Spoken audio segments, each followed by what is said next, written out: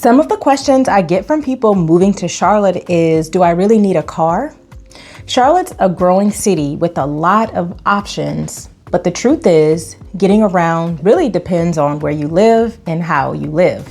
So today I'm breaking down the best ways to get around Charlotte in 2025, from driving and commuting tips to the light rail, biking, and even airport access, so that you can plan your lifestyle before you move. Driving, the reality of a growing city. Let's start with the obvious. Charlotte is still very much a drivable city. Most locals commute by car, and with the metro area spread across multiple counties, a car gives you flexibility. Charlotte is often cited as one of the most car-dependent metro areas in the US. One study found that nearly 89% of workers in Charlotte commute by car. This figure may also include carpooling, and 79% of households own 2 or more vehicles. So that means most of the time there are 2 car garages here as well. The good news compared to other major metros are our traffic is manageable though. A typical commute time to Uptown, it's about 25 to 35 minutes from Ballantyne or Fort Mill to Uptown, 20 minutes from South Park, 35 to 40 minutes from Lake Norman. The bad news though, rush hour on I-77 and I-485 can get slow, especially between 7 and 9 a.m. and 4 to 6 p.m. But we do have express lanes that make somewhat of a difference. And most people moving from larger metros like DC, California, and New York, even rush hour traffic here in Charlotte is nothing compared to those bigger major metro cities. Parking uptown averages anywhere from $10 to $20 a day in private decks, though many employers provide passes, but you will pay upwards to $100 or so for the employer parking subscriptions.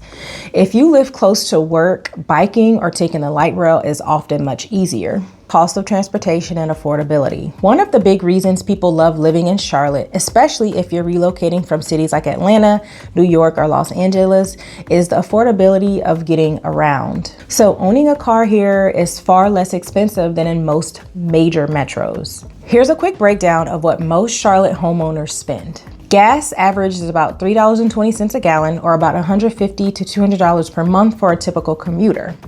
Car insurance around $1,400 per year, nearly 30% below the national average. Tolls here are optional, but using the I-77 express lanes can save 20 to 30 minutes daily. For parking, it's often free outside Uptown, and monthly Uptown decks range anywhere from $100 to $150. The public transit is also affordable. Light rail passes are $4.40 round trip, or you can grab an $88 monthly unlimited pass through CATS. So whether you drive or ride, Charlotte's transportation costs are significantly lower than in most major job hubs. When you combine those savings with our lower housing costs, the overall cost of living here just makes sense for families and professionals looking for balance. The light rail and streetcar options. Charlotte's LYNX Blue Line is the backbone of public transit here, running 19 miles from South Charlotte through Uptown to UNC Charlotte in the university area. Trains come throughout the week with varying frequency, with weekday rush hour service running every 10 minutes and weekend service every 20 to 30 minutes. And connects major hubs like South End, the Convention Center, University City, and NODA. To accommodate more users, the line includes several park and ride locations, allowing commuters to park their cars and ride the train. For professionals living in South End, the light rail is a game changer. You can skip parking entirely. The CityLYNX Gold Line streetcar runs through Uptown and Elizabeth, expanding east and west, making it easier to reach local businesses without driving. Buses, biking, and shared transit. The CATS bus system primarily serves Mecklenburg County, including the city of Charlotte and surrounding towns like Davidson, Huntersville, Cornelius, Matthews, Pineville, and Mint Hill. It also offers limited local and express service to nearby counties in North Carolina and South Carolina, including Gaston County, Union County, and York County, as well as Iredell County. The CATS bus system's affordability depends on the rider's usage, with a one-way fare at about $2.20 for adults. It is considered affordable for daily commuters through fare capping, where the monthly pass is automatically granted after paying the equivalent of $88 in other fares. Though reliability is a significant concern due to driver shortages causing inconsistent on-time performance. While a monthly pass offers a cap on costs, other issues like inconsistent schedules and route coverage impact its reliability for daily commuting.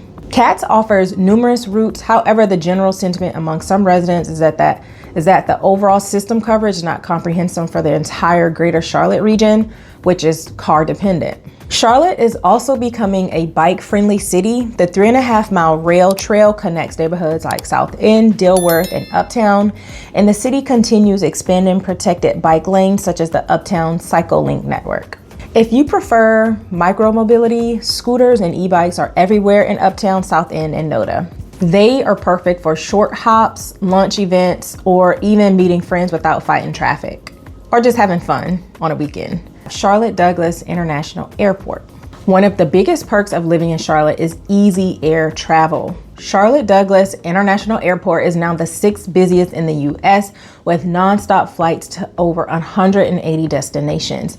It's the 2nd largest hub for American Airlines, which operates a majority of the flights. For my clients who travel often, being just 20 to 35 minutes from the airport, no matter where you live in the metro, is a huge advantage. Whether you're a business traveler or love quick weekend getaways, or if you want to take quick trips back home, CLT makes it simple. Parking is plentiful and affordable, and upgrades underway in 2025 will make check-in and security faster than ever.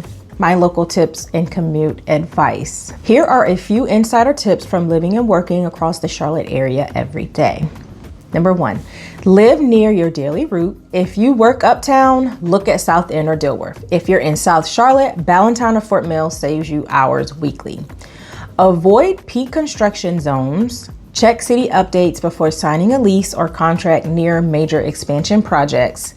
Plan for a lifestyle, not just commute. Being near parks, schools, and favorite restaurants often matters more than shaving 10 minutes off the drive. Charlotte's growth is exciting, and with a little strategy, you can enjoy the city without spending your life in traffic. Future projects and what's coming next.